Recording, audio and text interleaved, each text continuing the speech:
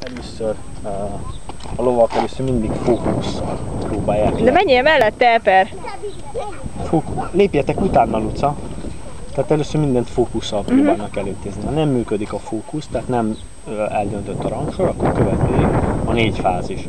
Az első az, hogy csak megérint a ló. A következő az, hogy megnyom, mondjuk azt, hogy megharap, de még nem komolyan. És a legdurvább az, amikor durván megharap, vagy megrúg. Ők is ugyanezt alkalmazzák egymással. Most a ló komfortra törekszik. Arra, hogy minél kényelmesebb legyen neki, ezért nem várja meg a 4. fázist. De most belegondolsz, tehát ez egy üdemítő bortocska, amik a végén egy ilyen bőr liffentyű van, mint egy légcsapó. Ez az Eper, nagyon ügyes vagy, menjél, szaladj mellette. Ez az. Nagyon ügyes. Ügyes vagy. Jó, most megsimogatod a lovacskát. Azzal a bottal, ügyes vagy.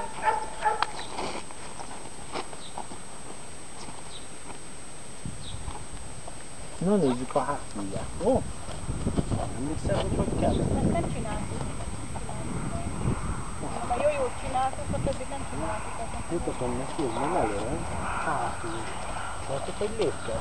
Keresztbe a hátsó lábával. Lép utána. Hajtom, hajtom, hajtom, hajtom, és megsimogatom. Nagyon okos. Na nézzük, a jó jót csináltátok?